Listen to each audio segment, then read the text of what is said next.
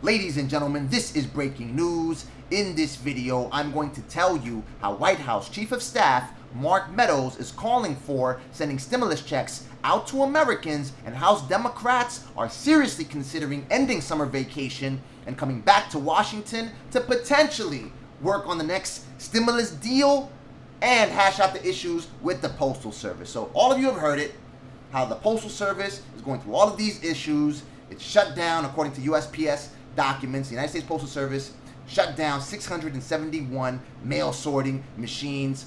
Chris Bentley, the president of the National Postal Handlers Union 297, which covers Kansas and Missouri, stated that the United States Postal Service shut down mail sorting machines, 4 of them in Kansas City, 2 more in Missouri, in Springfield, Missouri, and 1 more in Wichita, Kansas, ladies and gentlemen. Also, the United States Postal Service is removing 142,000 mail collection boxes. These are mail collection boxes we all grew up with, okay? Mail collection boxes, they're taking them out, mainly in 4 states: New York, Oregon, Montana, and Indiana. Rod Spurgeon, spokesperson for the United States Postal Service, has stated that after all of this media backlash on how the administration is sabotaging the United States Postal Service, that between now and the election, that the United States Postal Service will not remove any more mail collection boxes, ladies and gentlemen. And the removal of 142,000 boxes was due to the usage. Not too many people are using these mail collection boxes, so they decided on removing them. But they will not continue to remove them through Election Day. They would not state whether they would return the mail collection boxes that they already removed. And Rod Spurgeon did state that it would stop this activity in 16 states. So they did not state where else they would also stop this activity, ladies and gentlemen. Now, down to the meat of the matter. While this is all going on, House Democrats were on the phone yesterday, and Democratic aides and people familiar with the matter told CNN, told Politico, that Speaker Nancy Pelosi and the rest of the Democrats are seriously considering returning to Washington in order to deal with this issue. Now, they're willing to go ahead and put together a piecemeal deal in order to fix logistical issues with the Postal Service, right?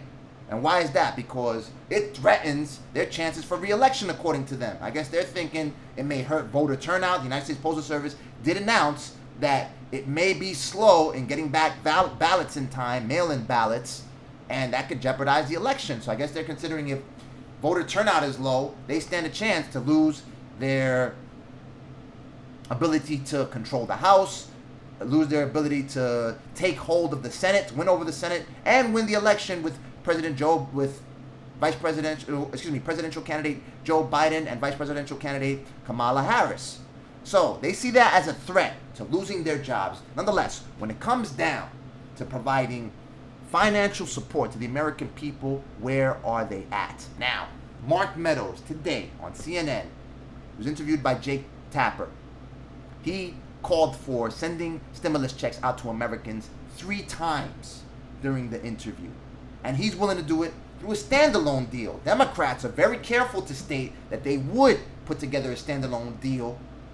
They would pass a standalone bill in order to fix the logistical issues with the United States Postal Service. Nonetheless, that bill is not going to include any more funding for it. They want to deal with the funding with a big overarching deal, a big disaster relief package. As you know, Nancy Pelosi is adamantly opposed to doing piecemeal on anything. They want to include all of this funding in one big deal, right?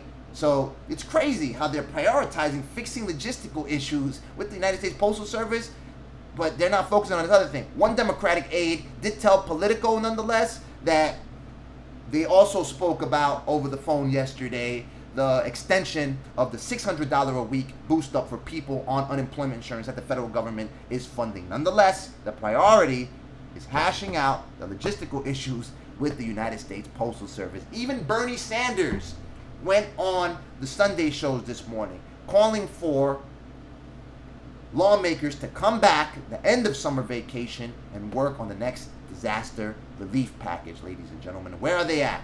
They're talking about they want to come back, but to deal with issues with the Postal Service. It's bonkers, ladies and gentlemen, because I know if the stock market was not at all-time highs, as it is at this particular moment in time, they would put together a deal like this. Why? Because stock market constitutes public companies, stakeholders of which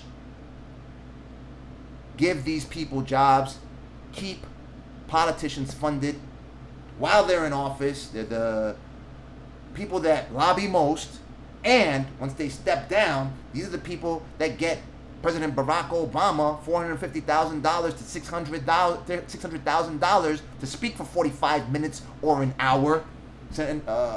Former Federal Reserve Chairman Ben Bernanke, his speaking rate is like at $250,000 to $300,000. Who knows what's the amount, what's the number that they're paying him at this particular moment in time. But once he stepped down, he was making $250,000 just to speak for an hour.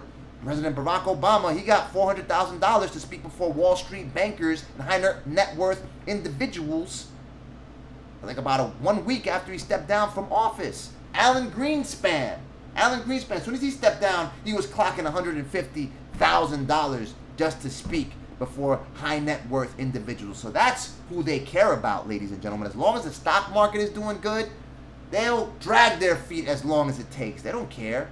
What about the American people? The American people that constitute consumers 70% of GDP. GDP is forecasted to contract by 5% this year, ladies and gentlemen. What about small business owners for the Economic Injury Disaster Loan Advance Program? Why don't they do that piecemeal? Why don't they do S.4227, the bill that calls for sending small business owners the full $10,000 Economic Injury Disaster Loan Advance to all legitimate small business applicants? We constitute 99.9% of all businesses in this country, employing 60.6 million U.S. workers, practically half of the U.S. workforce, ladies and gentlemen. And yet they continue to ignore us, just thinking about keeping their jobs, but no more money, no monetary support that we need to save this country, because without us, it's nothing, ladies and gentlemen. It's nothing, but all they care about is themselves. They don't care about saving the country. They care about is themselves. Forget about you feeding your family. They care about themselves, ladies and gentlemen. Democrat Senator John Tester was cutting wheat the other day on his farm. They're on their estates, multi-acre estates, hanging out. Wow, you're getting evicted. You're losing your business. You can't feed your family.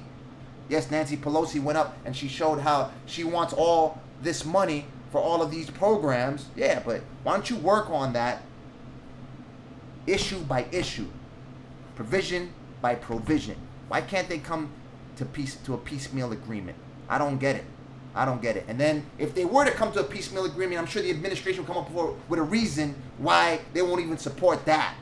Because they all work together in regards to the excuses. You say this, I'll say this. You say this. In the meantime, we keep dragging our feet because the stock market is clicking, ladies and gentlemen. So you let them know. Go ahead and contact them. Find your congressional leaders. govtrack.us/congress/members/map. Demand they pass S.4227. Demand that they send more rounds of stimulus. Demand that they put out another round of paycheck protection program. Demand everything that you need. Because remember, they work for you. And it all has to do with securing your life, your liberty, your pursuit of happiness, ladies and gentlemen.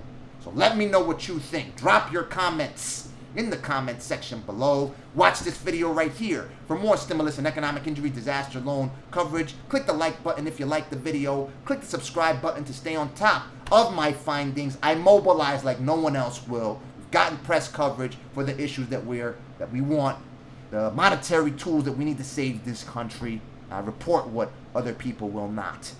May God bless you. May God bless the United States of America and everybody else on this planet. Talk soon.